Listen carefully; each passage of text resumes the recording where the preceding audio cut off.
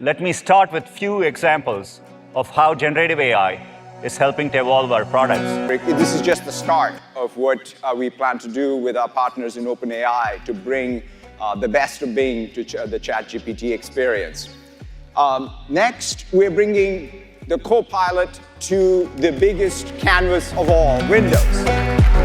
तो कुछ इतना बड़ा हो रहा है which is beyond your imagination, और ये बात आप कर रहे हो आज, यानी चैट जीपीटी 4 के बारे में आप बात कर रहे हो। सोचो 5 में क्या होगा, 6 में क्या होगा, 10 में क्या होगा।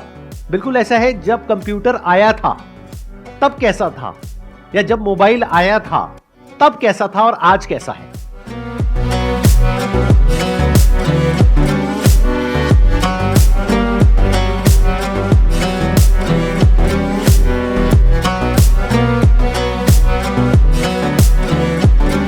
आर्टिफिशियल इंटेलिजेंस या फिर एआई आज से आप 5-6 साल पहले भी यूज़ करते थे, तो आपके लिए आर्टिफिशियल इंटेलिजेंस कोई बड़ी चीज़ नहीं है, या फिर कोई ऐसा वर्ड नहीं है जिसको आप सुन के कहो कि आर्टिफिशियल इंटेलिजेंस ये क्या नई चीज़ आ गई है। आप गूगल असिस्टेंट यूज़ करते थे, आप सीरी यूज़ करते थे, आप वॉइस कमांड्स यूज़ करते थे, आप प्रॉम्प्ट्स यूज़ करते थे, आज से पहले भी करते थे। तो आर्टिफिशियल इंटेलिजेंस से आप बहुत ज़्यादा फेमिलियर हैं और बहुत ज़्यादा कॉमनली आप इस चीज़ को जानते हैं।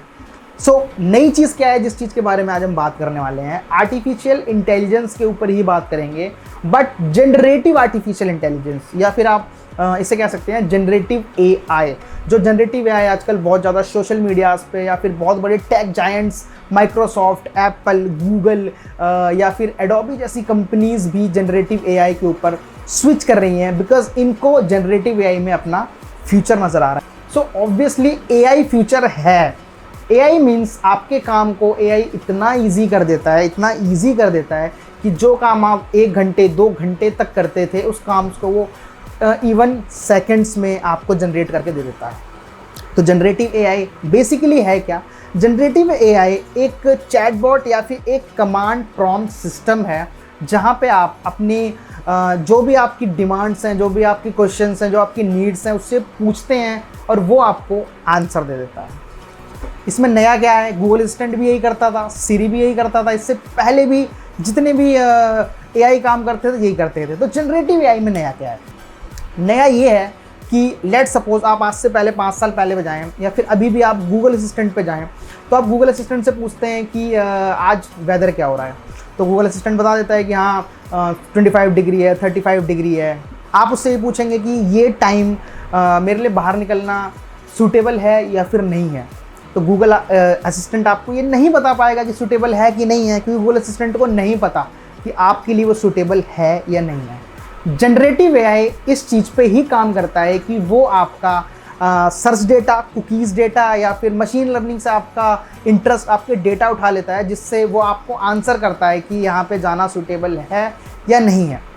आपने किसी भी एक जनरेटिव एआई को बोला, लाइक चैट जीपीटी को आपने बोला, चैट जीपीटी आप जानते हैं कि क्या होता है। चैट जीपीटी को आपने बोला कि आज मैं रिज़ाइन दे रहा हूँ या फिर आज मैं नई जॉब ज्वाइन कर रहा हूँ, तो ग्रीटिंग्स के लिए या फिर रिजिग्नेशन के लिए मुझे एक मेल दो, तो वो आपको एक मेल बॉडी दे देगा।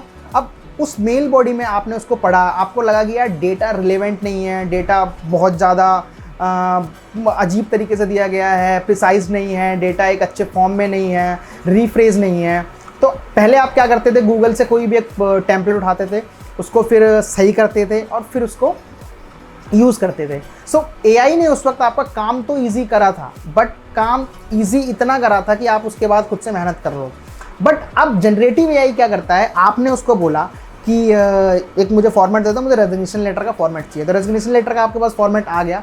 उसके बाद आपने बोला कि नहीं, मुझे ये बहुत ज़्यादा लंबा लग रहा है, तो इसको मेक दिस शॉर्ट। आपने जैसे इसको बोला मेक दिस शॉर्ट, आपको कुछ भी लिखने की ज़रूरत नहीं है कि मेक दिस शॉर्ट या फिर उसके आगे आप कुछ लिखो कि पूरा लेटर डालो कि इसको शॉर्ट करो। नहीं, आपका जो लास्ट मैसेज था, आपका जो लास्ट आंसर था, उसी को वो शॉर्ट करके दे देगा। आपने बोला मेक दिस शॉर्ट, अगला जो आंसर आया वो यही आया कि वो जो ऊपर वाला लेटर था वो शॉर्ट हो गया। फिर नेक्स्ट आपने एक और प्रॉम्प्ट डाली जिसमें आपने बोला कि इसको 50 वर्ड्स में कर दो, कि मेक दिस इन 50 वर्ड्स, तो वो सेम उसी थर्ड वाले आंसर को 50 वर्ड में कर देगा।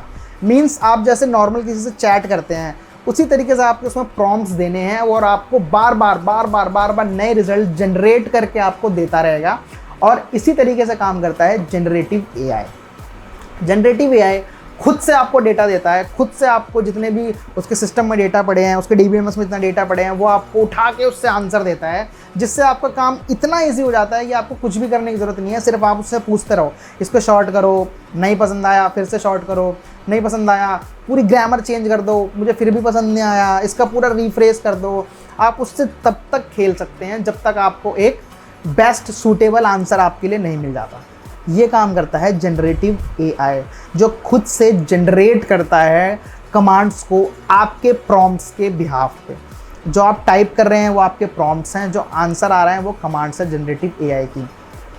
अब जनरेटिव AI का एक एग्जांपल चैट GPT है। एडोबी ने रिसेंटली जनरेटिव AI फिल का एक ऑप्शन लॉन्च कराया, जहाँ पे आप जाके इजीली उसको एक्सप्लोर करके देख सकते हैं कि जनरेटिव AI फिल क्या है। मैंने ऑलरेडी उसके ऊपर वीडियो बनाई है, लास्ट वीडियो मेरी वही है, आप जाके एक्सप्लोर कर लो।